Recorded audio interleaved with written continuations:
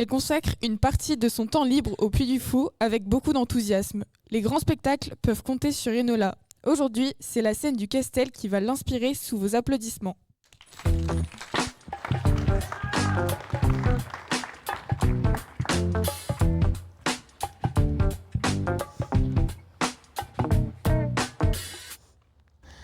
Avez-vous déjà imaginé ce que serait votre vie si vous ne pouviez pas aller à l'école ?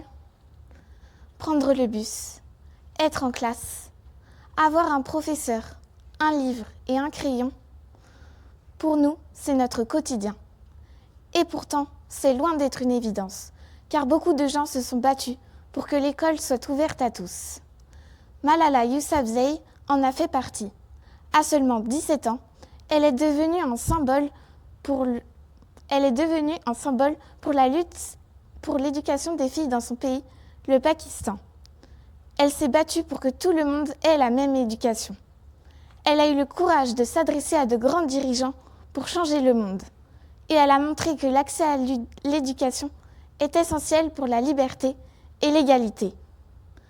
Quant à la France, c'est Jules Ferry qui a fait évoluer l'éducation. Il a fait voter plusieurs lois importantes en étant ministre de l'Instruction publique. Grâce à ces lois, l'école est devenue obligatoire, laïque et gratuite. Alors, vous allez sûrement me demander, c'est à cause de lui qu'on va en cours ? Eh bien oui, mais il faut savoir qu'avant ça, beaucoup d'enfants n'y avaient pas accès, notamment les plus pauvres. En réalité, pour beaucoup, l'école les a sauvés d'une vie abstraite, d'une vie qu'on leur imposait pour certains à travailler dans les champs ou dans les mines. Il a donc permis à des millions d'enfants d'apprendre à lire, écrire et compter. Son action montre que l'éducation peut améliorer la vie des personnes et faire progresser toute une société. En son honneur, encore aujourd'hui, de nombreux établissements portent son nom. On ne s'en rend pas toujours compte, mais apprendre est une grande chance. Même si, lorsque l'on est élève, nous n'apprécions pas beaucoup l'école, c'est grâce à elle que nous pouvons construire notre avenir. Elle nous offre la possibilité de faire nos propres choix et de donner vie à nos rêves. D'ailleurs, moi aussi j'ai un rêve. Je rêve d'une école extraordinaire. Je rêve d'une école où personne n'est laissé de côté. Et je rêve d'une école qui aide les élèves à réaliser leurs rêves. Parfois, lorsqu'on fait des erreurs, on pense que tout est perdu et on n'a plus envie d'avancer. Alors que ce n'est pas grave, on ne peut pas être parfait.